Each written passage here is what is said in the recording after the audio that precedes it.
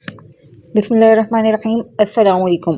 سب سے پہلے تو معذرت، میں اتنے دن سے پارٹس اپلوڈ نہیں کر سکی، بہت زیادہ بیزی تھی، لیکن آئندہ سے انشاءاللہ ریگولر ہوں گی اور ریگولر پارٹس آئیں گے۔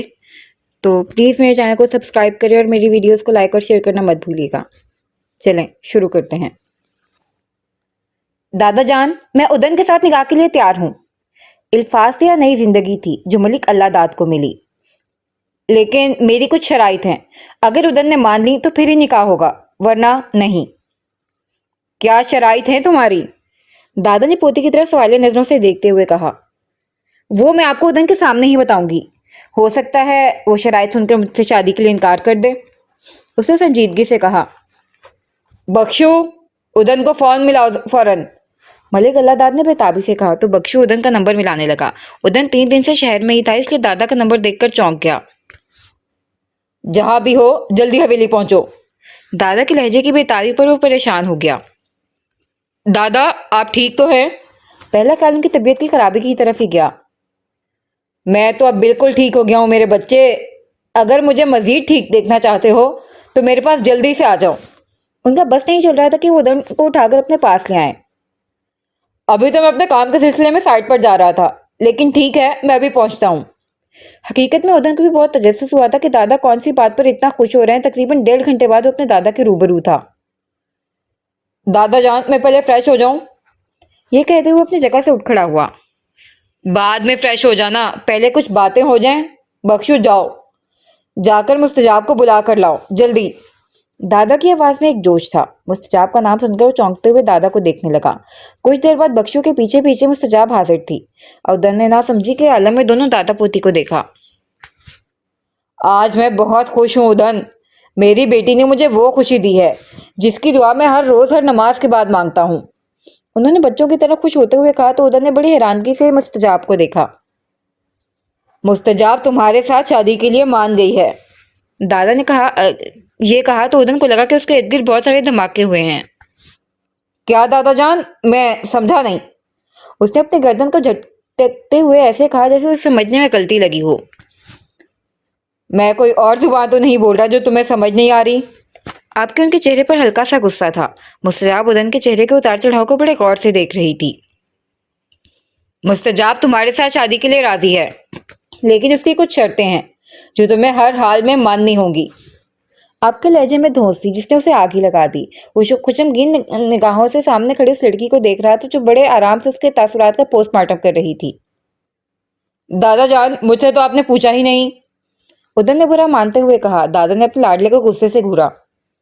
اچھا، کیا تمہیں اپنے دادا کے فیصلے پر کوئی اعتراض ہے؟ اسے پوچھنے کی ضرورت ہی کیا تھی؟ تمہیں بیٹھے بٹھائے خاندان کی پہلی قابل اور خوبصورت ڈاکٹر مل رہی ہے، تمہیں اور کیا چاہیے؟ اللہ داد نے اس کو ہلکا سا ڈانٹتے ہوئے کہا۔ دادا اپنے پوتے کو کوئی بھی سپیس نہیں دینا چاہ رہے تھے، کیونکہ اسے تھوڑی سی سپیس دے کر وہ کوئی اور خطرہ مول نہیں لینا چاہتے تھے، مبادا کہ وہ انکار ہی نہ کرتے۔ دادا جان، ابھی آپ کا پوتا ذہنی طور پر تیار نہیں ہے، اس کو فریش ہونے دیں، پھر بات کر لیں۔ وہ یہ کہہ کر اٹھ کھڑی ہوئی تو دادا نے اسے ہاتھ پکڑ کر اپنے پاس ہی بٹھا لیا۔ اپنی شرطیں بولو، یہ پوری کرے گا، میں تمہیں یقین دلاتا ہوں۔ دادا نے پوتے کو چاروں طرف سے گھیر لیا۔ اس نے بے بسی سے انہیں دیکھا جنہوں نے سمجھتے ہوئے بھی نہ سمجھی کا مظاہرہ کیا۔ میری پہلی شرط، میرے پاپا کے حصے کی ساری جائیداد میرا حق مہر ہوگی۔ یہ کہہ کر اس نے ان دونوں کو دیکھا۔ دادا نے سر ہلا کر پوتی کی تائید کی۔ میری دوسری شرط یہ ہے کہ ادن صاحب میرے اوپر کسی بھی قسم کا کوئی حق نہیں جتائیں گے جب تک ہمیں انڈرسٹینڈنگ ڈیولپ نہ ہو جائے، اور میرے کاموں میں کسی بھی قسم کی مداخلت نہیں کریں گے۔ ویسے جہاں ضرورت پیش آئی یہ میری سپورٹ کریں گے۔ دادا نے تائید میں سر ہلا دیا، جبکہ وہ شعلہ بار نگاہوں سے اس لڑکی کو گھورنے لگا جو شرطیں ایسے رکھ رہی تھی جیسے وہ اس کے ساتھ شادی کرنے کے لیے مرا جا رہا تھا۔ میری تیسری اور آخری شرط یہ ہے کہ اگر ہم میں انڈرسٹینڈنگ نہ ہوئی تو ہم علیحدگی اختیار کر لیں گے۔ یہ کہہ کر اس نے کندھا جھکا کر اپنے دادا اور پوتے کو دیکھا، کیونکہ تیسری شرط پر ملک اللہ داد کے چہرے پر خفی کے آثار نمایاں ہوئے۔ میں کوئی مرا نہیں جا رہا تمہارے ساتھ شادی کے لیے، مجھے تمہاری ایک بھی شرط منظور نہیں ہے۔ یہ کہتے ہوئے وہ غصے سے اٹھا۔ ادن، میں بات کر رہا ہوں نا؟ دادا نے پوتے کو غصے سے دیکھا اور ادن کا بس نہیں چل رہا تھا کہ اس لڑکی کو اٹھا کر حویلی سے باہر پھینک دے۔ تمہاری دونوں شرطیں ٹھیک ہیں، لیکن تیسری نہیں مانی جا سکتی۔ آپ کے پوتے کو خفگی سے دیکھا جو ادن کو گھور رہی تھی۔ ٹھیک ہے، پھر یہ شادی نہیں ہو سکتی، وہ کہہ کر اٹھ کھڑی ہوئی۔ تم دونوں ابھی اور اسی وقت اپنی جگہ پر بیٹھ جاؤ۔ اب کہ انہوں نے کچھ گرجدار آواز میں کہا تو وہ دونوں بیٹھ گئے اور ایک دوسرے کو گھوریوں سے نوازنے لگے۔ اب ایک دوسرے کو اس طرح گھورنا بند کرو اور میری بات کان کھول کر سنو۔ ادن، پہلی دونوں شرطیں مستجاب کی تم مانو گے اور تیسری شرط ماننے کی گنجائش ہی نہیں نکلتی۔ انہوں نے گویا اپنا فیصلہ سنایا۔ دادا جان، دوسری شرط بھی بہت عجیب قسم کی ہے، یعنی میں اس پر کسی بھی قسم کا کوئی حق نہیں جتاؤں گا اور اس کے کاموں میں مداخلت نہیں کروں گا، یعنی یہ جو مرضی کرتی پھرے۔ آپ کے اسے دانت پیستے ہوئے کہا، تمہیں پہلے اپنا آپ کو حق جتانے کے قابل بنانا ہوگا۔ آپ کے اس نے دو بدو جواب دیا تو ادن آگ بگولا ہو کر اسے دیکھنے لگا۔ بیٹا، جب تم اسے اعتماد دو گے تو اپنا ہر معاملہ تم سے ضرور شیئر کرے گی۔ ملک اللہ داد نے اس کے اعتراض کو چٹکیوں میں اڑا دیا۔ اور جہاں تک مستجاب، تمہاری تیسری شرط کی بات ہے، ہاں، جب تمہارے دادا کی آنکھ بند ہو جائے تو پھر چاہے اپنی دادا کی روح کو تکلیف پہنچانے کے لیے علیحدگی اختیار کر لینا۔ میری زندگی میں تو ایسا ممکن نہیں ہوگا۔ مستجاب کی تیسری شرط یہ کہہ کر انہوں نے رد کر دی۔ اب تم دونوں جاؤ اور آرام کرو اور اپنے دماغ سے دوسرے کے خلاف جو خناس بھرا ہوا ہے اس کو نکال باہر پھینکو۔ آج میں بہت خوش ہوں، میں نے بہت ساری منتیں پوری کرنی ہے اور شکرانے کے نوافل بھی ادا کرنے ہیں۔ یہ سب کہتے ان کے چہرے سے عجیب سی خوشی پھوٹ رہی تھی۔ وہ اس بات سے بھی انجان نہ تھا کہ اس چیز سے گھر میں کیا طوفان آ سکتا تھا، لیکن ان کو اپنے پوتے کا بھی پتہ تھا، جو ایک دفعہ فیصلہ کر لیتا ہے تو اسے پیچھے نہیں ہٹتا۔ اب اگلا سین۔ آج رضا بخاری نے سارے سٹاف کی میٹنگ بلائی ہوئی تھی۔ چینل کے سینئر صحافی جائشہ کے کام کو خطرے کے طور پر دیکھ رہے تھے، کیونکہ اب انہیں اپنا کام مستقبل خطرے میں نظر آ رہا تھا۔ جائشہ کے پروگرام کی ریٹنگ بہت زیادہ آ رہی تھی۔ رضا بخاری جیسا گھاک انسان اس بات کو محسوس کر سکتا تھا۔ پرویز صاحب، آپ کو تو مس جائشہ کی تعریف کرنی چاہیے، نہ کہ اس طرح کی بات۔ رضا بخاری نے بھویں اچکا کر کہا، سر، ہمارے چینل کو روز بروز دھمکیاں مل رہی ہیں، یہ نہ ہو کہ ہم کوئی بڑا نقصان اٹھا بیٹھیں۔ ہمارے چینل کو کئی شو کاز نوٹس بھی آ چکے ہیں، ہمارا چینل بھی بند ہو سکتا ہے۔ پرویز زبیری نے پرتشویش انداز میں کہا، سچ بولنے سے ہمارا چینل بند ہو جائے گا، یہ سوچ کر ہم دوسرے چینلز کی طرح جھوٹ بولیں؟ آپ کے جائشہ نے تلخ لہجے میں کہا۔ مس جائشہ ٹھیک کہہ رہی ہیں، رضا بخاری نے اس کی تائید کی۔ سر، مس جائشہ خطرناک حد تک سچ بولتی ہیں اور یہ چیز ان کے لیے بھی نقصان دہ ثابت ہو سکتی ہے۔ پرویز زبیری نے اپنی طرف سے ٹھوس دلیل دی۔ سر، یہ خطرناک حد تک سچ کیا ہوتا ہے؟ سچ تو سچ ہوتا ہے، اور اس میں تھوڑی سی بھی جھوٹ کی آمیزش مل جائے تو وہ سچ نہیں رہتا، بلکہ وہ زبان کی کرپشن بن جاتی ہے۔ جائشہ نے تنتیا انداز میں کہا تو رضا کے ہونٹوں پر مسکراہٹ رنگی، کیونکہ پرویز زبیری لاجواب ہو چکا تھا۔ میٹنگ ختم ہوئی تو رضا نے ہمدانی اور جائشہ کو روک لیا۔ ہر چند کے پرویز زبیری ایک اچھے صحافی ہیں، لیکن ہمدانی، ان پر نظر رکھو۔ رضا بخاری نے اپنی سیٹ سے اٹھتے ہوئے کہا، اور مس جائشہ، میں سب کے سامنے آپ کو یہ سب نہیں کہنا چاہتا تھا، لیکن تھوڑا سا اپنا لیول ذرا نیچے کر لیں۔ اس طرح کا جوش آپ کی اپنی ذات کے لیے بھی نقصان دہ ہو سکتا ہے۔ میں نہیں چاہتا کہ آپ کو کسی بھی قسم کا نقصان پہنچے۔ میر ارسلان، وزیر بلدیات میں امیر افتخار کا بیٹا ہے۔ رضا بخاری نے اپنے بالوں پر ہاتھ پھیرتے ہوئے کہا تو جائشہ حیرانگی سے اسے دیکھنے لگی۔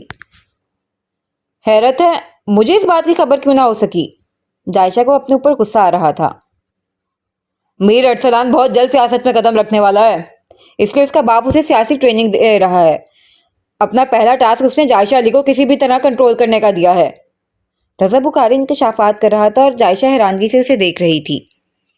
سر، آپ کو کیسے پتا؟ جائشہ نے حیرانگی سے سوال کیا۔ جائشہ، اتنا بڑا چینل میں ایسے نہیں چلا رہا، اپنی آنکھیں اور کان کھلے رکھتا ہوں، اگر کہیں سے کوئی بھی چوک ہو جائے یہ میڈیا والے کچا چبا جاتے ہیں۔ رضا بخاری نے ہلکا سا مسکراتے ہوئے کہا تو جائشہ بھی مسکرا دی۔ جائشہ، تم میر ارسلان سے دور رہو، اس کی باتوں کو اگنور کر دیا کرو۔ خوبصورت لڑکیوں سے دوستی اس کا پسندیدہ مشغلہ ہے اور وہ تم پر بھی ضرور ٹرائی کرے گا۔ ہمدانی نے اسے منتبہ کرنا ضروری سمجھا۔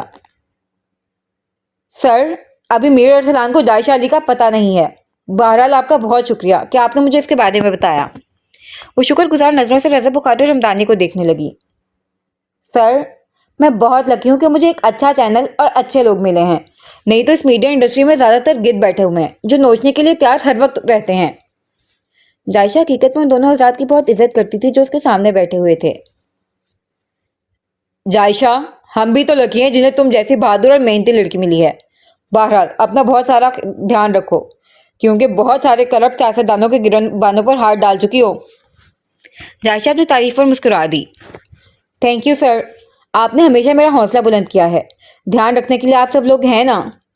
احساس تشکر سے اس کی آنکھوں میں نمی آئی۔ او بہن، اب ہمیں جذباتی نہ کرو، ہمدانی نے کہکا لگاتے ہوئے کہا تو وہ بھی ہنسنے لگی۔ اب اگلا سین۔ ادن سونے کے لیے لیٹا تو نیند اس کی آنکھوں سے کوسوں دور تھی، اور دوسری طرف اتنا بڑا فیصلہ لینے پر مستجاب آنے والے طوفان کے بارے میں سوچ رہی تھی، کیونکہ تسلیم کو بھی اس نے کچھ بھی نہیں بتایا تھا۔ کچھ سوچتے ہوئے ادن نے مستجاب کا نمبر ملایا جو پہلی بیل پر پک کر لیا گیا۔ تھوڑی دیر کے لیے باہر برآمدے میں آؤ، مجھے تم سے کچھ ضروری بات کرنی ہے۔ یہ کہہ کر اس نے فون بند کر دیا اور مستجاب فون کو گھورنے لگی۔ عجیب انسان ہے، میرا جواب سنے بغیر ہی فون بند کر دیا۔ میں نہیں جاتی۔ یہ سوچ کر وہ لیٹی، لیکن اب لیٹنے میں آرام کہاں تھا کیونکہ اسے سسپینس ہونے لگا تھا۔ پتہ نہیں اب اس نے کون سی بات کرنی ہے۔ یہ سوچتے ہوئے بستر سے اٹھی، اپنا سکارف گلے میں ڈالا اور پاؤں میں سلیپر پہن کے برآمدے میں آ گئی جہاں وہ بے صبری سے اس کا انتظار کر رہا تھا۔ کیا بات کرنی ہے؟ بولو، عجیب لٹ مار انداز میں کہا گیا تو ادھر نے غصے سے اسے دیکھا۔ یہ اچانک میرے ساتھ شادی کرنے کا خیال کہاں سے آ گیا تمہارے دماغ میں؟ بقول تمہارے ہم تو جنگلی اور جاہل لوگ ہیں، ہمارے اندر احساسات ہی نہیں ہے۔ اس نے اپنے کسپناک نظروں سے گاڑتے ہوئے پوچھا تو اس کے ہونٹوں پر ایک زہر بھری مسکراہٹ ابھری۔ میرے اب بھی یہی خیالات ہیں، اس نے طنزیہ انداز میں کہا۔ تو پھر کیا چل رہا ہے تمہارے دماغ میں؟ شادی کے لیے ہاں کیوں کی ہے؟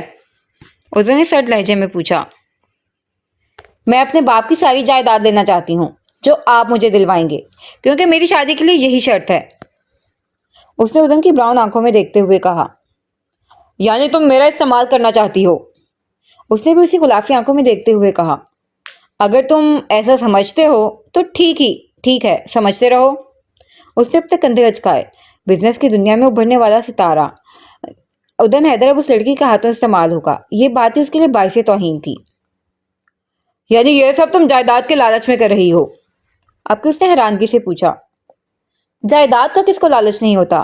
کیا تمہیں نہیں ہے جو دن رات بھاگ دوڑ کر اپنا بزنس چمکا رہے ہو؟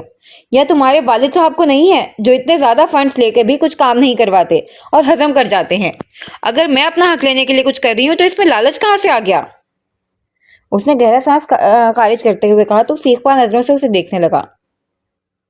اچھا، اگر میں تمہیں جائیداد لینے میں ہیلپ کر دوں تو کیا تم اس شادی سے دستبردار ہو جاؤ گی؟ آنکھوں میں وحشت اور لہجے میں سرد پن تھا۔ نہیں، اب میں فیصلہ کر چکی ہوں اپنے آپ کو قربان کرنے کا۔ وہ رود انداز میں جواب دے کر اپنے کمرے کی طرف بڑھنے لگی۔ آخر یہ لڑکی چاہتی کیا ہے؟ وہ سوچتے ہوئے غضبناک انداز میں اس کی طرف بڑھا۔ آخر تم چاہتی کیا ہو بد دماغ لڑکی؟ شاید تمہارا دماغ اپنی جگہ سے ہل گیا ہے۔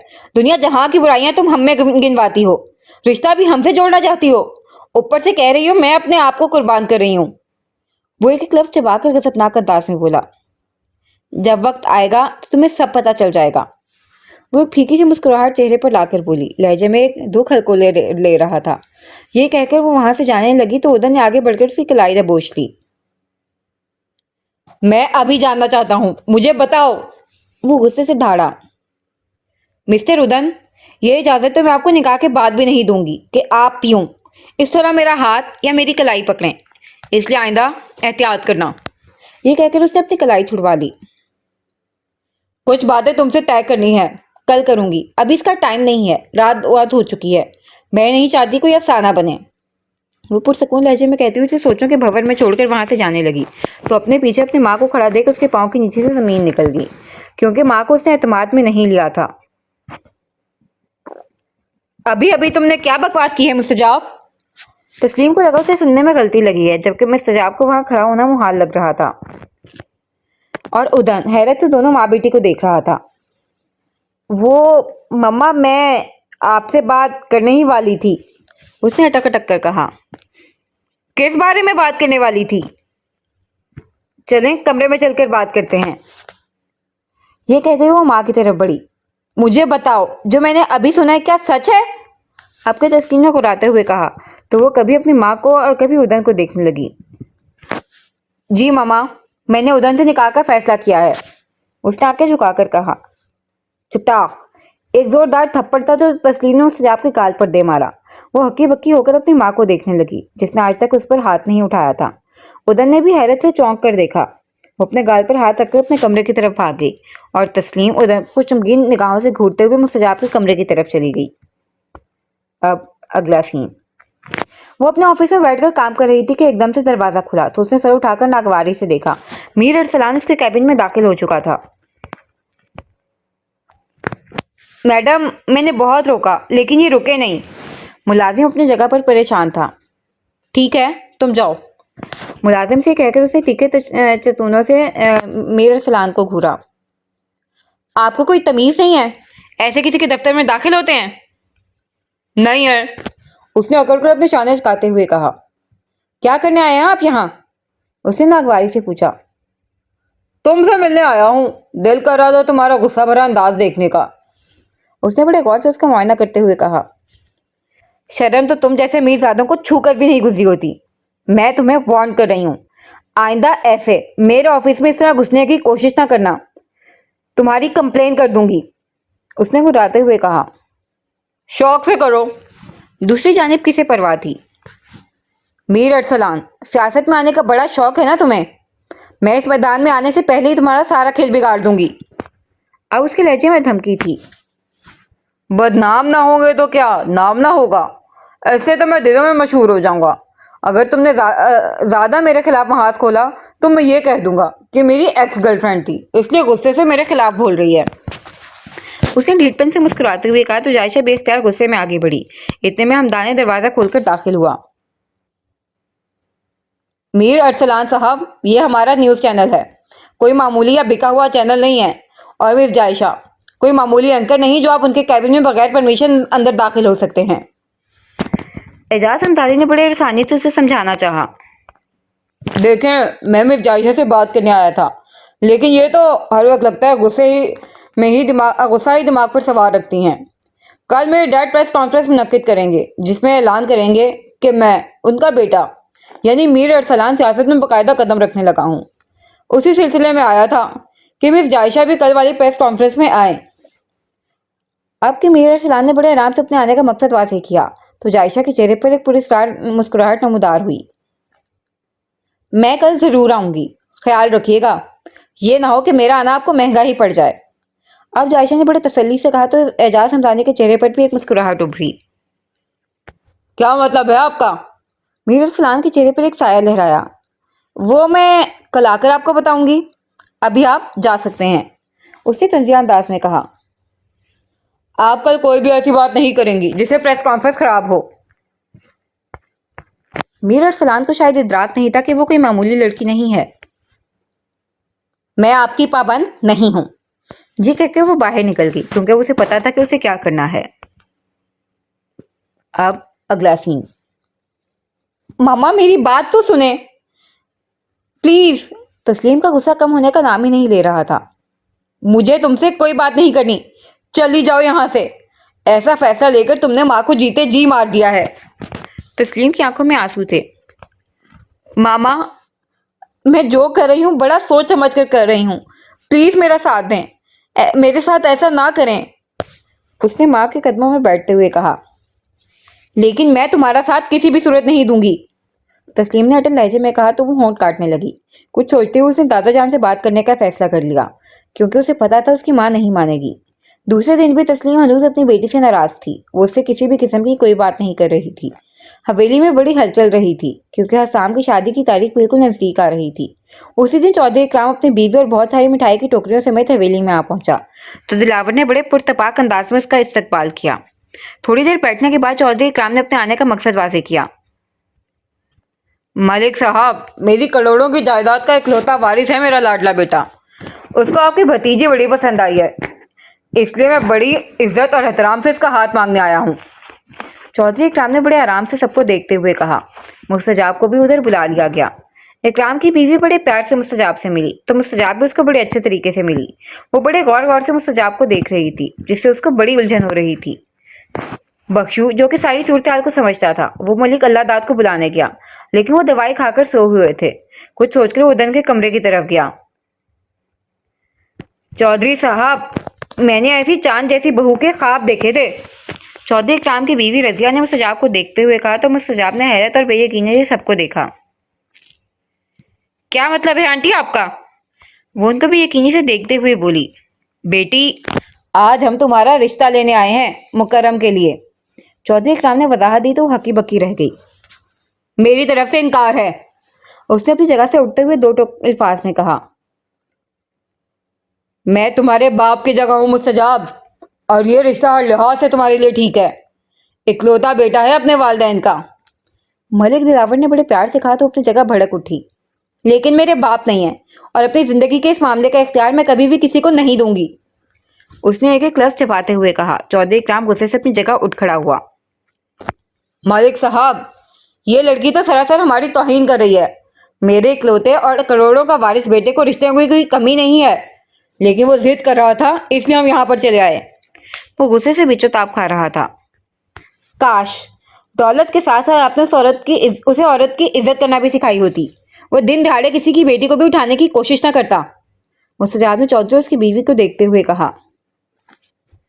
अगर तुम दिलावर मलिक की भतीजी ना होती तो मैं तुम्हें बताता कि मेरे साथ इस तरह बात करने का क्या अंजाम होता है। चौधरी इकराम ने भड़कते हुए कहा। चौधरी साहब, बच्ची है, मैं इसको समझाऊंगा तो ये मान जाएगी। ठीक है, हम फिर आएंगे। उम्मीद है आप हमारी बहू को मना लेंगे। मुस्तजाब चौधरी इकराम की तीव्र दलील पर हैरान हुई। आपको यहाँ पर दोबारा आने की कोई जरूरत नहीं है। उदन सुर्ख शर्ट और वाइट ट्राउजर पहने रफ से हुलिये में सीढ़ियां तेजी से उतरता हुआ बोला। उदन, ये क्या तरीका है बात करने का? दिलावर मलिक गुस्से से बोले।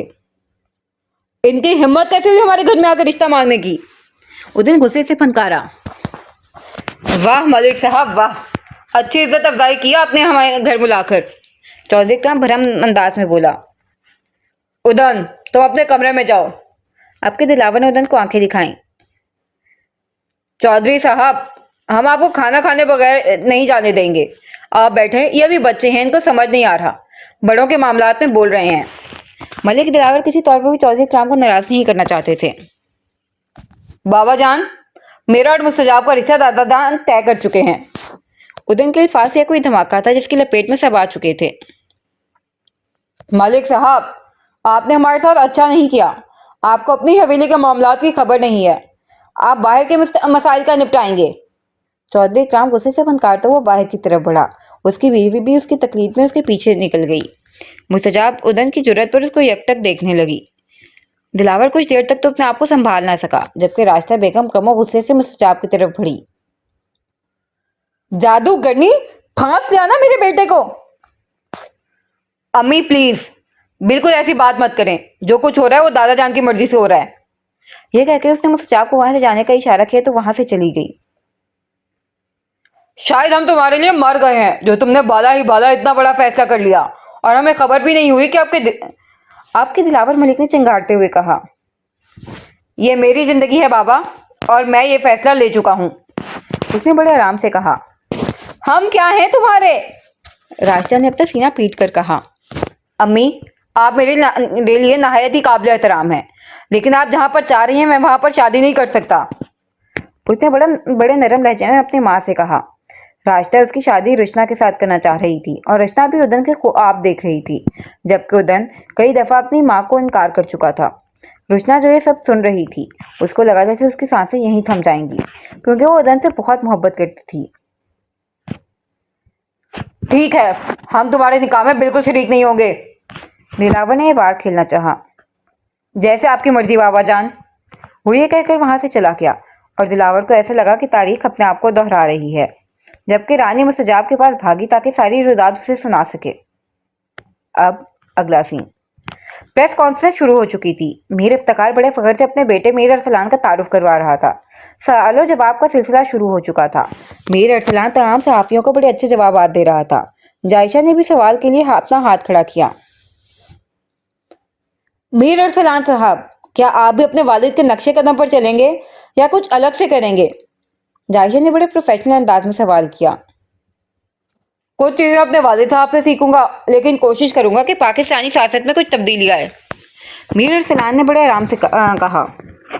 सर, अगर आपको कभी एहतसाब का मौका मिला तो क्या आप अपने वालिद साहब का भी एहतसाब करेंगे, जो पिछले कई सालों से कई पार्टियां बदलकर हुकूमत में हैं और उन पर कई केसेस भी हैं? जायशा के सवाल पर पूरे हॉल में एक मायने खेज खामोशी छा गई, जबकि मीर इफ्तिखार खुशी से अपनी मुट्ठियां भींचने लगा। एहतसाब ही होता है, चाहे किसी रिश्तेदार का क्यों ना हो। जहां तक मेरे वालिद साहब पर केसेस की बात है तो वो बिल्कुल बेकसूर हैं।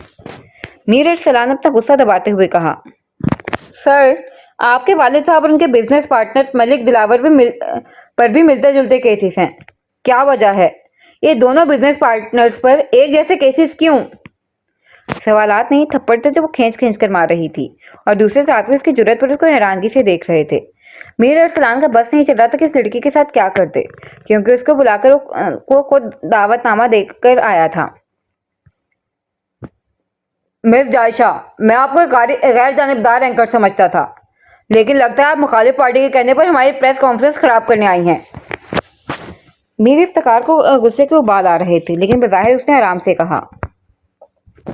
सर, आपको मुखालिफ पार्टी भी मुझे मुखालिफ पार्टी का एजेंट ही कहती है, लेकिन मैं हमेशा हक और सच की बात करती हूँ, जो शायद किसी को पसंद ही नहीं आती। जायशा ने बड़े आराम से मुस्कुराते हुए कहा। सारे सहाफ़ी आपस में चाय मगोइयाँ करने लगे। प्रेस कॉन्फ्रेंस खराब हो चुकी थी, जबकि मीर अरसलान सिर्फ चेहरा लिए उस लड़की को देख रहा था, जिसको वो खुद दावतनामा देकर आया था, लेकिन ये लड़की उसकी तवक्को से ज्यादा खतरनाक साबित हो रही थी। जायशा ऑफिस पहुंची तो हमदानी सर पकड़कर ऑफिस में बैठा हुआ था। सर, मुझे लगता है आप ओवर रिएक्ट कर रहे हैं। जायशा हमदानी को देखकर समझ गई कि अब उसे लेक्चर दिया जाएगा। जायशा, मैं तुम्हें कितनी दफा समझाऊं, लेकिन तुम पर किसी भी बात का असर नहीं होता। ये चीज तुम्हारे लिए खतरनाक साबित हो सकती है। हमदानी ने उसे सख्त लहजे में कहा। वो चुप कर गई, क्योंकि जानती थी कि उसकी भाइयों की तरह फिक्र करता है। आइंदा कोशिश करूंगी, उसने मुस्कुराते हुए कहा। हर दफा तुम यही कहती हो और हर दफा पहले से बढ़कर अग्रेसिव हो जाती हो। हमदानी की आवाज में डांट थी। अच्छा ठीक है ना, अब कोशिश करूंगी। सर नहीं आया अभी तक? वो हमदानी से जान छुड़वाना चाहती थी, इसलिए बात बदल दी। वो अपनी बेगम को लेकर इस्लामाबाद गए हुए हैं, 1-2 दिन तक आएंगे। हमदानी जवाब देकर अपने काम में लग गया। अब अगला सीन। राशिदा बेगम ने रो रो कर अपना बुरा हाल कर लिया था, जबकि तस्लीम भी अपनी बेटी से नाराज थी। दिलावर तस्लीम से बात करने उसके पास आया तो उसने नागवारी से उसे देखा, जबकि रबिया बहुत खुश थी। तस्लीम, मैं ये क्या सुन रहा हूँ? तुम्हारी बेटी और मेरे बेटे का रिश्ता होने जा रहा है? दिलावर ने तंजिया अंदाज में कहा।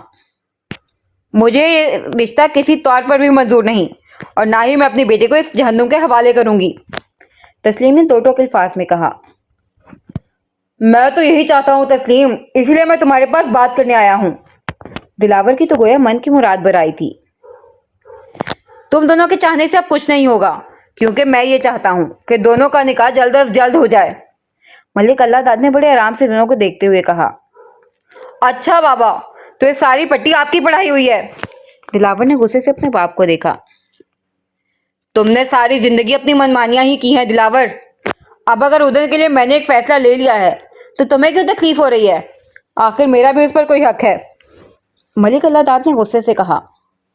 लेकिन बाबा जान, आपके इस फैसले को मैं तस्लीम नहीं करूंगी, क्योंकि इसके बहुत खतरनाक नताइज हो सकते हैं। तस्लीम के लहजे में एक दुख फूट रहा था, जो मलिक अल्लाहदाद को बड़ी अच्छी तरह समझ में आ रहा था। मेरी बच्ची, मुझ पर यकीन रखो, ऐसा कुछ भी नहीं होगा। मलिक अल्लाहदाद ने बड़े प्यार से तस्लीम के सर पर हाथ रखते हुए कहा। बाबा जान, मुझे आप पर तो यकीन है, लेकिन इस हवेली में रहने वाले किसी और फर्द पर मुझे रत्ती बराबर भी यकीन नहीं है। तस्लीम ने उनको हकीकत से आगाह करना चाहा। बाबा जान, क्यों आप जबरदस्ती रिश्ता करने पर तुले हुए हैं?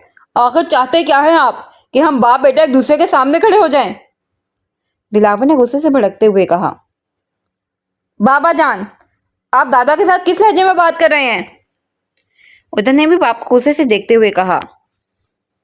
दादा और पोते जो मर्जी मिलकर करो, अब मुझसे कोई भी उम्मीद मत रखना कि मैं आप लोगों को किसी भी मामले में साथ दूंगा। दिलावर ये सब गुस्से में कहता हुआ तनफन करता हुआ वहां से चला गया। दादा जान, आप बेफिक्र हो जाएं, जैसा आप चाहते हैं वैसा ही होगा। उधर ने ये कहा तो दादा के चेहरे पर एकदम से रौनक बढ़ गई। तस्लीम अपना सर पकड़ कर बैठ गई। दादा जान, आपकी पोती नजर नहीं आ रही? उसने नजर दौड़ाते हुए कहा। वो बख्शू को लेकर अस्पताल गई है। मलिक अल्लाहदाद ने उसे आगाह किया तो उसने अपनी घड़ी पर नजर दौड़ाई, क्योंकि उसने शहर के लिए निकलना था और मुस्तजाब ने उससे कोई बात करनी थी, इसलिए वो उसका पूछ रहा था। ठीक है, मैं निकलता हूँ, फिर मुलाकात होगी। वो ये कहकर वहां से जाने लगा, लेकिन मलिक अल्लाहदाद ने उसे रोक लिया। अब जा कहाँ रहे हो? मैं ये चाहता हूँ कि जल्द अज जल्द तुम दोनों का निकाह हो जाए, मेरे सर से बोझ उतरे। मलिक अल्लाहदाद ने कहकर उदन और तस्लीम दोनों को हैरान कर दिया। दादा जान, इतनी जल्दी क्या है आपको? उदन ने बेबसी से दादा को देखा। बस बाबा जान, मेरी बर्दाश्त की हद खत्म हो गई। तस्लीम ने कहते हुए रोना शुरू कर दिया। तस्लीम, मैं तुम्हें कितने दफा यकीन दिलाऊं कि ऐसा कुछ भी नहीं होगा। उदन, तुम जाओ, मुस्तजाब को लेकर आओ, काफी देर हो गई है उसे गए हुए। मलिक अल्लाहदाद ने पोते को ये कहकर भेज दिया और खुद तस्लीम को समझाने लग गए। उदन दादा के कहने पर उसे लेने पहुंचा तो वो सर मुंह झाड़ रानी और एक दो मुलाजमा के साथ मिलकर अस्पताल को लश्कार रही थी। ऑरेंज कलर की शॉर्ट शर्ट और सफ़ेद ट्राउजर पहने, दुपट्टा कमर पर बांधे वो सफाई कर रही थी। इतनी हाई क्वालिफाइड डॉक्टर्स और कैसे नौकरों के साथ मिलकर खुश इत्तेफाकी से काम कर रही थी। चेहरे पर मासूमियत के कुछ अलग ही रंग थे, जैसे वो बहुत कुछ करने का अज़म रखती हो। कुछ लम्हे तो उदन उसको हैरत से देखता रहा। अजीब है ये लड़की, सारी कड़वी गोलियां बस मुझे देखकर चबाती है। उसने उसके मुस्कुराते हुए चेहरे को देखकर सोचा। उदन बेटा, आप इधर? बख्शी ने उसे देखकर कहा तो सब उसकी तरफ मतवज्जा हुए। बख्शू बाबा, दादा जान ने मुझे मुस्तजाब को लेने भेजा है, आप जल्दी बाहर आएं, मैं आपका बाहर गाड़ी के पास इंतजार कर रहा हूँ। वो मुस्तजाब पर एक चट्टी निकाल डालकर बाहर निकल गया। उसने अपना दुपट्टा खोलकर सर पर लिया और सबको जरूरी हिदायत देती हुई बाहर निकल आई। उदन गाड़ी के साथ टेक लगाकर फोन पर किसी से बात कर रहा था। उसको देखकर वो गाड़ी में आ बैठा और फ्रंट सीट का दरवाजा खोला तो वो हिचकिचाते हुए उसके साथ गाड़ी में बैठ गई। तो उसने गाड़ी स्टार्ट की। कुछ बात करना चाहती थी तुम मुझसे? उसने विंड स्क्रीन पर नजरें जमाते हुए कहा। हाँ, बहुत इंपॉर्टेंट बात है, कहीं बैठकर बात करते हैं। मुस्तजाब ने एक नजर उसे देखकर कहा। उसकी बात सुनकर उसने गाड़ी का रुख अपने फार्म हाउस की तरफ कर दिया। अब अगला सीन। मीर इफ्तिखार गुस्से से पागल हो रहा था। जायशा ने उसकी प्रेस कॉन्फ्रेंस खराब कर दी थी। अब कुछ दिनों तक मुख्तलिफ टॉक शोज में उसके साथ मौजूद गुफ्तगू रहेगी, उसको अच्छी तरह अंदाजा था। मैंने कहा था ना कि उस लड़की को जल्दी नकेल डालो, लेकिन शायद उस लड़की को मुतासिर करने के लिए तुम में कोई खूबी ही नहीं है। मीर इफ्तिखार अपने बेटे मीर अरसलान पर गुस्सा निकाल रहा था। डैड, कुछ नहीं होता, आप ऐसे ही परेशान हो रहे हैं, इससे आपका बेटा मजीद पॉपुलर हो जाएगा। मीर अरसलान ने अपने बाप को समझाने की कोशिश की। यह अलग बात थी कि उसके अंदर एक आग लगी हुई थी। अब जो करना है मैं खुद ही करना होगा, सोचते हुए उसने कहा तो अरसलान हैरत से अपने बाप को देखने लगा। डैड, आप कुछ नहीं करेंगे, इससे सब मीडिया वालों का शक हम पर ही जाएगा। कुछ दिनों तक सब्र कर लें, मैं इस लड़की का बंदोबस्त करता हूँ। मीर अरसलान ने कुछ सोचते हुए कहा। मीर इफ्तिखार के मोबाइल पर बेल हुई तो नंबर देखकर ठटक गया, क्योंकि दूसरी तरफ दिलावर मलिक था जो बहुत गुस्से में था। यार, इतना गुस्सा क्यों हो रहे हो? कह तो रहा हूँ कुछ दिनों तक सब ठीक हो जाएगा। मीर इफ्तिखार ने भी गुस्से से कहा। जैसे पहले सब ठीक कर लिया था, वो लड़की हमारे गिरबानों तक पहुंच गई है। मलिक दिलावर का गुस्सा किसी तौर पर कम नहीं हो रहा था। अच्छा, फोन बंद करो, तुम गुस्से में हो, मुलाकात होती है फिर तय करते हैं कि आगे हमें क्या करना है। मीर इफ्तिखार ने कहकर फोन बंद कर दिया। अरसलान ने अपने कमरे में जाकर जायशा को फोन मिलाया, लेकिन उसने अटेंड नहीं किया। वो बार बार फोन मिलाता रहा, लेकिन जायशा हर दफा काट देती। मीर अरसलान गुस्से से खोल रहा था। फिर उसने जायशा को मैसेज भेजा। अब अगर तुमने फोन अटेंड ना किया तो मैं तुम्हारे घर भी पहुंच सकता हूँ। जायशा ने मैसेज पढ़ा तो उसके माथे पर बल पड़ गए। तुम ऐसा कुछ भी नहीं करोगे। जायशा ने भी जवाबी मैसेज किया। अगर तुम चाहती हो कि मैं ऐसा कुछ भी ना करूं तो प्लीज मेरी कॉल अटेंड करो। फिर उसने फोन किया तो जायशा ने दूसरी पल पर रिसीव कर लिया। बोलो, क्या कहना चाहते हो तुम? उसे रूखे अंदाज में पूछा। आज तुमने प्रेस कॉन्फ्रेंस में बिल्कुल भी अच्छा नहीं किया, अरसलान ने गुस्से से कहा। और रियली, तुमने ये कहने के लिए मुझे फोन किया कि मैंने अच्छा नहीं किया? जायशा ने इस्तेज़ाई अंदाज में कहा। کیا دشمنی ہے تمہاری ہم لوگوں کے ساتھ جو تم نکال رہی ہو؟ میر ارسلان کا دل تو یہ کر رہا تھا کہ اس لڑکی کو گولی سے اڑا دے، لیکن وہ سمجھ سکتا تھا کہ وہ ایک صحافی ہے اور اس کی کال ریکارڈنگ پر بھی ہو سکتی ہے، اس لیے وہ بڑا سنبھل کر بول رہا تھا۔ میری ہر اس شخص سے دشمنی ہے جو ملک کا پیسہ چوس چوس کر اپنی جائیدادیں بنا رہا ہے، خود امیر ہو رہے ہیں اور ملک کو لوٹ لوٹ کر غریب کر رہے ہیں، اور بدقسمتی سے آپ کا باپ بھی ان جیسے لوگوں کی فہرست میں شامل ہے جو پہلے کچھ بھی نہیں تھا اور سیاست میں آنے کے بعد اس کی جائیداد کو 4 چاند لگ گئے ہیں۔ اس نے ایک لفظ پر زور دیتے ہوئے کہا تو میرے ارسلان جواب ہو کر رہ گیا۔ یہاں پر سب ایسے ہی کرتے ہیں، تم کون سی دنیا کی بات کر رہی ہو محترمہ؟ وہ اتنا ہی کہہ سکا۔ اس کا مطلب ہے آپ بھی اپنے باپ کے مشن کو آگے بڑھانے کے لیے سیاست میں قدم رکھ رہے ہیں، یعنی لوٹ کھسوٹ جائیدادوں میں ترقی۔ Am I right؟ اس نے ایک طنزیہ کہہ کر لگاتے ہوئے کہا۔ Go to hell! یہ کہہ کر میرے ارسلان نے فون دیوار پر دے مارا۔ اب اگلا سین۔ مجھے بس اسی لڑکی سے شادی کرنی ہے۔ چودھری مکرم غصے سے ابال کھا رہا تھا۔ رضیہ، اپنے بیٹے کو سمجھاؤ، ہماری پہلے ہی بڑی بےعزتی ہو چکی ہے، اب میں نہیں چاہتا کہ اس کی وجہ سے ہماری مزید سبکی ہو۔ اکرام نے اپنی بیوی کو دیکھتے ہوئے کہا۔ تمہارے لیے میں اس سے بھی زیادہ خوبصورت لڑکی ڈھونڈوں گی مکرم، تم فکر مت کرو۔ رضیہ نے بیٹے کو پچکارا لیکن وہ کسی طور پر قابو نہیں آ رہا تھا۔ کیا فائدہ آپ کی چرراہٹ کا؟ میری پسند کی لڑکی سے میری شادی ہی نہیں کروا سکتے۔ مکرم اپنے باپ کو گھور کر کہنے لگا۔ جن کی لڑکی کی تم بات کر رہے ہو نا، وہ معمولی لوگ نہیں ہیں، اگر معمولی لوگ ہوتے تو کوئی مسئلہ ہی نہیں تھا۔ چودھری اکرام نے اپنے بیٹے کو سمجھانے والے انداز میں کہا۔ وہ چپ کر گیا لیکن اندر ہی اندر وہ بہت سارے منصوبے بنا رہا تھا۔ اب اگلا سین۔ وہ دونوں فارم ہاؤس میں داخل ہوئے تو شام کے سائے لہرا رہے تھے، سورج تقریباً ڈوب گیا تھا۔ فارم ہاؤس میں 4-5 ملازم موجود تھے، انہوں نے ادن کو دیکھ کر اندر کا دروازہ کھولا تو وہ بھی اس کے پیچھے داخل ہو گیا۔ نیچے بچھی قیمتی قالینیں، دیواروں پر مختلف قسم کے نقش و نگار اور اتنا قیمتی فرنیچر دیکھ کر مستجاب حیران رہ گئی۔ ہر چیز آنکھوں کو خیرہ کر رہی تھی۔ وہ فارم ہاؤس پہلے بھی آ چکی تھی لیکن اندر سے اس نے نہیں دیکھا تھا۔ واہ رے، اس ملک کا غریب! وہ بس اس بات پر کڑ کر رہ گئی۔ بولو! ادن نے صوفے پر بیٹھتے ہوئے کہا اور اسے بھی سامنے والے صوفے پر بیٹھنے کا اشارہ کیا تو اس کے سامنے والے صوفے پر بیٹھ گئی۔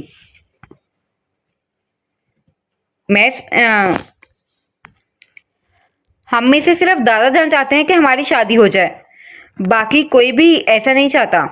اس نے تمہید باندھی۔ یہ سب مجھے پتا ہے، کام کی بات کرو، میرے پاس اتنا ٹائم نہیں ہے۔ ادن نے بھویں کا کر کہا تو سجاب کو بہت غصہ آیا لیکن عقل مندی کا تقاضا تھا کہ وہ اس کی باتوں کو اگنور کرتی۔ میری ماما شادی کے لیے بالکل نہیں مان رہی اور میں ان کو ناراض نہیں کرنا چاہتی۔ وہ یہ کہہ کر اپنی سیٹ سے بے چینی سے اٹھی۔ میں کیا کروں؟ میرے ساتھ شادی کرنے کا فیصلہ بھی تمہارا ہی تھا، میں تو صرف دادا جان کی خواہش کا احترام کر رہا ہوں۔ یہ کہتے ہوئے اسے بہت کچھ باور کروا رہا تھا۔ میں کب کہہ رہی ہوں کہ تمہاری بھی یہی خواہش ہے؟ میں تو بس یہ چاہتی ہوں کہ جب ساری جائیداد میرے نام منتقل ہو جائے تو اس کے تھوڑے عرصے بعد ہم یہ شادی ختم کر دیں۔ اس نے اپنا اصل مدعا بیان کیا تو غصے سے اپنی جگہ اٹھ کھڑا ہوا۔ تمہارا دماغ ٹھیک ہے؟ تمہیں پتا ہے تمہاری اس بات سے دادا جان اگلے جہان بھی پہنچ سکتے ہیں۔ ادن نے برہمی سے کہا۔ میں تو خدا سے یہ دعا مانگتی ہوں کہ اللہ میرے دادا جان کو بہت لمبی زندگی دے، جب تک وہ زندہ ہیں میں ایسا کوئی بھی فیصلہ نہیں لوں گی۔ آپ کے اس نے اپنی بات کی وضاحت دی تو ادن ساری بات سمجھ گیا۔ دیکھو، نہ تم مجھے پسند کرتے اور نہ ہی میں تمہیں پسند کرتی ہوں، اور نہ ہمارے پیرنٹس ایک دوسرے کو پسند کرتے ہیں، اور ایسا ہونا ہی ہم سب کے حق میں بہتر ہے۔ اس نے واضح دلیل دی تو وہ پرسوچ انداز میں اسے دیکھنے لگا۔ اگر اس نکاح کے دوران ہم دونوں میں کوئی انڈرسٹینڈنگ ہو گئی تو؟ ادن نے اسے بڑے غور سے دیکھتے ہوئے سوال کیا تو وہ نگاہیں چرا کر رہ گئی۔ ایسا ہونا ناممکن ہے، میں اور تم ہمیشہ ایک فاصلہ برقرار رکھیں گے اور تم اس بات کے پابند رہو گے۔ اس نے واضح الفاظ میں کہا۔ ادن کے ماتھے پر بل پڑ گئے۔ میڈم، تم ہر چیز کو اپنے مطابق چلانا چاہتی ہو؟ اسے سینے پر ہاتھ باندھتے ہوئے بڑی ناگواری سے اسے سوال کیا تو اسے دیکھنے لگے۔ کیا تم میرے ساتھ بیوی والا رشتہ بنانا چاہو گے؟ اس نے بھی سخت لہجے میں سوال کیا۔ مجھے کوئی شوق نہیں ہے اس طرح کی لڑکی کے ساتھ کوئی بھی رشتہ بنانے کا جو ایک غرض کے لیے میرے ساتھ کاغذی رشتہ بنا رہی ہے۔ ادن نے 2 ٹوک الفاظ میں کہا تو مستجاب نے اپنے بیگ سے کاغذ نکالا اور ادن کے سامنے کیا۔ اس کو پڑھ کر اس پر سائن کر دو۔ اس نے بال پین اس کی طرف بڑھایا. یہ کیا بکواس ہے؟ میں اس پر سائن نہیں کروں گا. میری زبان ہی میرا سائن ہے. ادن نے یہ کہہ کر کاغذ اس کے منہ پر دے مارا. مستجاب کو غصہ تو بہت آیا لیکن اس وقت میں غصہ دکھا نہیں سکتی تھی. میری مما شادی کے لیے بالکل بھی نہیں مان رہی. ہو سکتا ہے اگر میں ان کو یہ سائن شدہ پیپر دکھاؤں تو انہیں کچھ تسلی ہو اور وہ مان جائیں. اس کے بعد میں ایک التجا تھی. ادن حیدر کے سامنے پہلی دفعہ وہ ایسے بولی تھی. جس پر حیرت سے اس نے اسے دیکھا. یہ کہہ کر اس نے دوبارہ کاغذ اس کی طرف بڑھایا جو کہ اب ادن نے آرام سے پکڑ کر اس پر دستخط کر دیے. Thank you. یہ کہہ کر اس نے وہ کاغذ اپنے بیگ میں رکھ لیا. چلیں دادا ہمارا انتظار کر رہے ہیں. ادن یہ کہہ کر باہر کی طرف قدم بڑھا دیے. وہ ایک گہرا سانس خارج کرتے ہوئے اس کے پیچھے چل دی. اب اگلا سین. جائشہ اپنی گاڑی میں بیٹھ کر دفتر جا رہی تھی کہ راستے میں اس کی گاڑی پر فائرنگ شروع ہو گئی. ایک گولی ڈرائیور مدثر کے کندھے کے آر پار ہو گئی تو جائشہ نے اپنے بیگ سے اپنی پستل نکالی اور 2 موٹر سائیکل سواروں کا نشانہ باندھا لیکن وہ فائرنگ کر کے جا چکے تھے. گولی مدثر کے کندھے کو چھو کر گزری تھی اس لیے بچت ہو گئی. جائشہ نے اسے پچھلی سیٹ پر منتقل کیا اور خود ڈرائیونگ سیٹ پر آ بیٹھی. مدثر کو ہاسپٹل منتقل کر کے وہ دفتر پہنچی تو ہمدانی اس کا بے صبری سے انتظار کر رہا تھا. جائشہ تم ٹھیک ہو؟ ہمدانی تیزی سے اس کی طرف بڑھا. شکر ہے اللہ کا سر بچت ہو گئی. میں ٹھیک ہوں سر. مجھے لگتا ہے وہ صرف مجھے ڈرانے کے لیے آئے تھے. جائشہ نے یہ اندازہ لگایا. میں کل ہی تمہیں سمجھا رہا تھا کہ اس طرح کے لوگوں کے ساتھ اس طرح سیدھے سیدھے سوالات نہیں کرنے چاہیے. ہمدانی کے لہجے میں فکر تھی. ابھی وہ بات کر رہے تھے کہ رضا بخاری آ گیا. مس جائشہ آپ ٹھیک تو ہیں؟ رضا بخاری تک بھی اس کی گاڑی پر فائرنگ کی خبر پہنچ چکی تھی. الحمدللہ سر میں ٹھیک ہوں. آپ کیسے ہیں؟ جائشہ نے جواب دیا تو رضا نے اس کا بڑی گہری نگاہوں سے جائزہ لیا. آپ کو ہم کتنی دفعہ سمجھا چکے ہیں لیکن آپ کو بات سمجھ نہیں آتی جائشہ. آج گولی اگر آپ کو لگ جاتی تو پھر کیا ہوتا؟ رضا بخاری نے برہمی سے کہا. سر موت کا ایک وقت مقرر ہے. وہ جب آ جاتا ہے تو اسے کوئی بھی نہیں ٹال سکتا. اس نے رسانیت سے جواب دیا. رضا بخاری نے تاثر سے اپنی گردن ہلا دی. سر رانیہ اور حنان کیسے ہیں؟ اس نے بات بدل دی. ٹھیک ہے وہ بھی. مجھے کوئی ضروری کام تھا اس لیے میں آ گیا. حنان میرے ساتھ آنے کی ضد کر رہا تھا اس لیے میں اسے ساتھ لے آیا. رانیہ ابھی اسلام آباد میں ہے. وہ اگلی فلائٹ میں آئے گی. رضا بخاری یہ کہہ کر ہمدانی اور جائشہ کو اشارہ کر کے اپنے کیبن کی طرف بڑھ گیا. مس جائشہ تیار ہو جائیں. آپ میرے ساتھ پولیس اسٹیشن جا رہی ہیں کمپلین کروانے. رضا بخاری نے فائلوں کے ڈھیروں سے ایک فائل اٹھاتے ہوئے کہا. ٹھیک ہے سر لیکن میں یہ کمپلین کس کے خلاف کرواؤں گی؟ جائشہ نے سوالیہ نظروں سے دیکھا. ایک جانی مانی اگر ہو کر کیسے بیوقوفانہ سوال کر رہی ہو؟ ظاہر ہے کل والی پریس کانفرنس میں جو بہادری کے ریکارڈ توڑ کر آئی ہو اسی کا یہ رد عمل ہے. رضا نے اس کو ڈانٹتے ہوئے کہا تو وہ منہ بنا کر رہ گئی.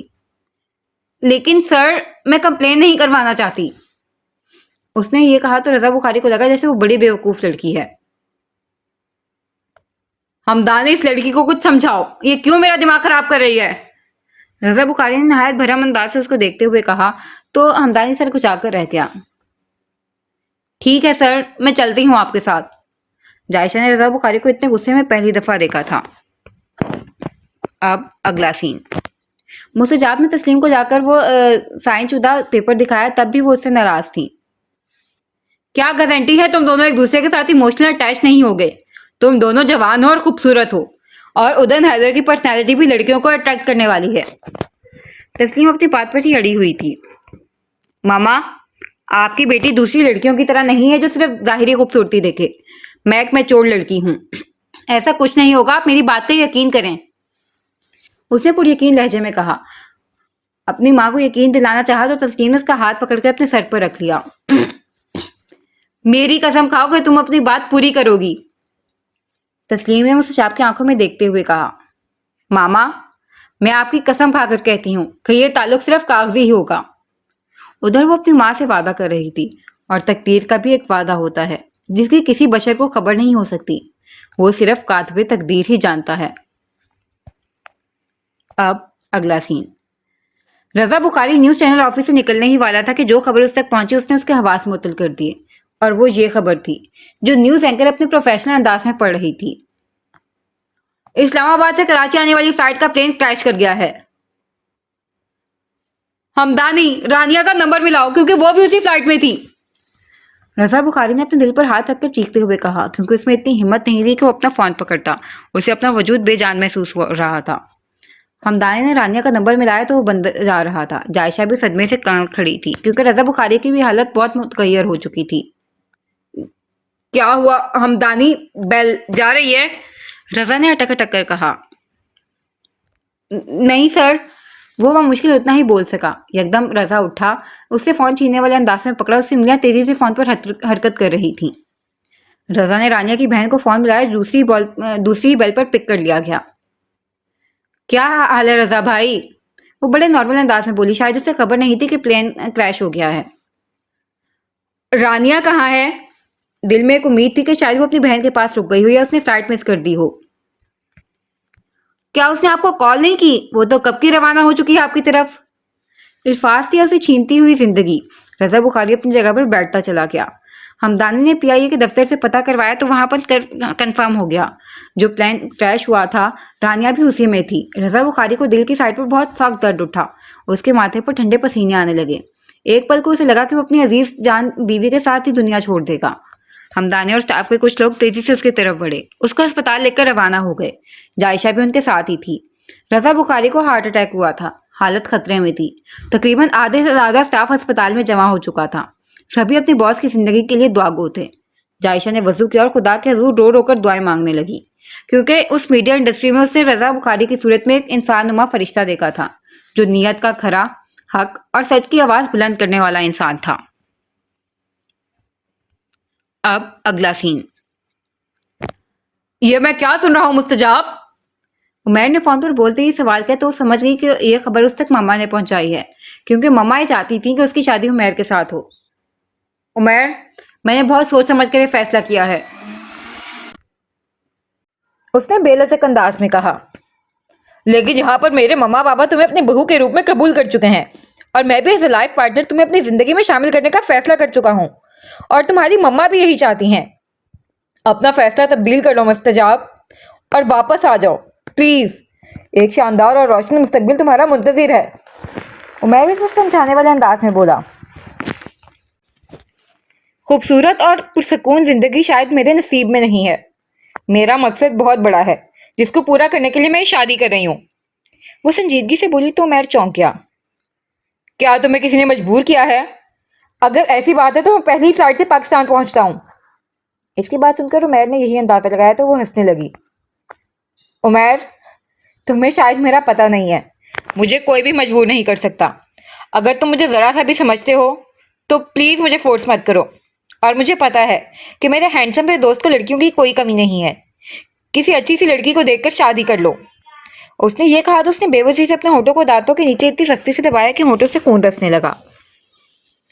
बड़ी जालिम हो तुम। तुम्हारे अलावा तो किसी को कभी सोचा ही नहीं। चलो फिर भी बेस्ट ऑफ लक। उसने पूरी अजियत लहजे में बोलकर फोन बंद कर दिया। तो वो कितनी ही देर मोबाइल को घूरती रही। कुछ आंसू टूट कर गिरे थे, क्योंकि उसने एक प्यारे से शख्स का अनजाने में दिल जो तोड़ा था। मुस्तजाब बीबी, बड़ी साईं आपको बुला रहे हैं। वो अपनी सोचों के भंवर में डूबी हुई थी कि रानी की आवाज पर चौंक पड़ी। बीबी, एक बात बोलूं, अगर आप बुरा ना मनाए तो। रानी तो मुस्तजाब की नरम तबीयत की वजह से हर बात कह लेती थी। रानी आपा बोलें, उसने रानी की तरफ देखकर कहा। आपके और उदन साहब की जोड़ी बड़ी फिट बैठेगी। रानी ने उसे देखकर वो जोश अंदाज में कहा तो उसे सिर्फ देख कर रह गई। क्या आप खुश नहीं हैं? उसने उसका धुआं धुआं चेहरा देखकर अंदाजा लगाया। मैं जरा दादा की बात सुन लूं। उसका सवाल नजरअंदाज करते हुए दादा के कमरे की तरफ बढ़ने लगी। बीबी, बड़े साईं हॉल में बैठे हुए हैं। रानी ने कहा तो नीचे हॉल में जाने के लिए सीढ़ियों की तरफ बढ़ी। रबिया दादा के पास बैठी हुई थी और उदन उसे देखकर खड़ा हो गया। ठीक है दादा जान, मैं चलता हूँ। ये कहता वो बैरूनी दरवाजे की तरफ बढ़ा। रबिया ने उठकर उसे गले लगा लिया। बैठो बेटा, मैंने तुम्हें बताना था कि नेक काम में देर नहीं होनी चाहिए। कल शाम को तुम्हारा उदन के साथ निकाह रखा है। दादा खुशी से चार लहजे में बोले तो मुझे देख कर रह गई। एक रोशन और शानदार मुस्तकबिल तुम्हारा मुंतजिर है। उसके कानों में उमैर के अल्फाज गूंज रहे थे। तुम्हें कोई एतराज तो नहीं है? मलिक अल्लाहदाद ने उसके चेहरे के रंग बदलते रंगों को देखकर कहा। नहीं दादा जान, जैसे आप मुनासिब समझें। उसी के कहने पर तो ये निकाह हो रहा था, वो कैसे एतराज कर सकती थी। वो ये कहकर अपने कमरे की तरफ बढ़ गई। वो किसी के सामने रोना नहीं चाहती थी। रबिया उसके रवैये पर हैरत में मुब्तला हो गई कि वो खुश क्यों नहीं है। अब अगला सीन। काश मैं मर जाता, क्यों बचाई मेरी जिंदगी। रजा बुखारी जब से होश की दुनिया में आया तो सबसे पहले उसने यही अल्फाज बोले थे। डॉक्टरों की सरतोड़ कोशिश और पूरे स्टाफ की दुआओं की बदौलत रजा बुखारी की जान बच गई थी। लेकिन जब उसने ये सोचा कि उसकी रानियां अब इस दुनिया में नहीं रही तो वो सदमे से चीखने लगा। डॉक्टरों ने उसे कनूदगी का इंजेक्शन लगा दिया। थोड़ी देर बाद वो होशो हवास की दुनिया से बेगाना हो चुका था। जायशा उस मेहरबान इंसान की हालत देख नहीं पा रही थी। बार बार रानिया का हसीन चेहरा उसकी आंखों के आगे घूम रहा था। वो अपने आंसू नहीं रोक पा रही थी। जायशा, ऐसा करे तुम रजा साहब के घर चली जाओ। हन्नान अपने माँ बाप के पास जाने की जिद कर रहा है। तुमसे वो थोड़ा सा मानूस है, इसलिए तुम्हारे काबू में आ जाएगा। हमदानी ने जायशा को कहा तो उसने इस बात में सर हिला दिया। थोड़ी देर बाद वो रजा बुखारी के घर पहुंचे तो हन्नान ने रो रो कर आसमान पर सर पर उठाया हुआ था। वो किसी मेड के काबू में नहीं आ रहा था। अरे, मेरे बच्चे को क्या हुआ? जायशा ने उसे प्यार से उठाते हुए कहा तो वो मुंह बसूरने लगा। मेरे पापा भी नहीं आ रहे और मम्मा कहती थी मैं आ जाऊंगी। मुझे मेरे मम्मा पापा के पास लेकर चलो आनी। वो अपनी तोतली जुबान में बुरे बुरे मुंह बनाता हुआ बोला तो कई आंसू उसकी आंखों से बेख्तियार निकले और उसके चेहरे को तर कर गए। बेटा, आपके पापा कुछ दिनों तक आ जाएंगे, चलो आओ। मैं पहले आपको कुछ खिलाती हूँ और फिर बैठ के हम एक दूसरे को स्टोरी सुनाएंगे। वो अपने आंसू साफ करते हुए बोली। पहले मेरे मम्मा पापा को बुलाओ, फिर मैं कुछ खाऊंगा। मैं कुछ भी नहीं खाऊंगा वल्ला। वो चीखते हुए बोला। आपके पापा कह रहे थे कि पहले कुछ खाओ फिर मैं आऊंगा। उसने ये बोला तो वो और जोर जोर से रोने लगा। मेरे मम्मा पापा को फोन करो, मैं फोन पर बात करूंगा। अब उसकी एक और जिद पर वो और परेशान हो गई। आपके पापा के मोबाइल की बैटरी लो है, इसलिए वो फोन नहीं उठा रहे। उसको कुछ समझ नहीं आ रही थी कि इस बच्चे को कैसे काबू करे। उसने बड़ी मुश्किलों से उसको काबू किया लेकिन उसने कुछ खाया नहीं और वो भूखा ही सो गया। इस रात वो उसके पास ही रुक गई। इस मासूम को क्या पता कि माँ का शफीक साया उससे छिन चुका है। वो ये सोच सोचकर परेशान हो रही थी। शायद इसकी जिंदगी थी कि वो अपने बाप के साथ आ गया। वो भी अपनी माँ के साथ होता तो उसके ये सोचकर ही रोंगटे खड़े हो गए थे। अब अगला सीन। दवाइयों की एक भरी हुई गाड़ी आई है शहर से। वो अपनी ही सोचों में गुम थी कि बख्शू बाबा की आवाज पर उसने सर उठाकर देखा। बख्शू बाबा, आप सच कह रहे हैं? उसको एक अनोखी खुशी मिली थी। फिर वो बख्शू बाबा को लेकर अस्पताल रवाना हो गई और वहां जाकर सारी दवाइयां सेट करने लगी। उदन जो के शहर से लौटा तो हवेली की गाड़ी देखकर पल भर को झटका, फिर समझ गया कि मुस्तजाब इधर ही है। वो अंदर दाखिल हुआ तो वो दवाइयां सेट कर रही थी। उसे देखकर इस लम्हे भर को हाथ रखा, फिर अब वो अपने काम में मसरूफ हो गई। उदन को अपना इग्नोर करना बुरा लगा। ये काम नौकर भी कर सकते हैं। वो उसके करीब आकर रूखेपन से मुखातिब हुआ। कर तो सकते हैं लेकिन उनको कुछ पता नहीं, उसने नॉर्मल अंदाज में जवाब दिया। चलो, मैं घर ही जा रहा हूँ, उसने बाहर की जानिब कदम बढ़ाते हुए कहा। मुझे अभी नहीं जाना। उसने साफ इनकार किया तो वो गुस्से से उसे देखने लगा। मैंने तुम्हें कितनी दफा समझाया है और हमारी कई लोगों से दुश्मनियां चल रही हैं। इधर कोई सेफ्टी इंतजामात नहीं है। जब हो जाएंगे तो फिर आ जाया करना।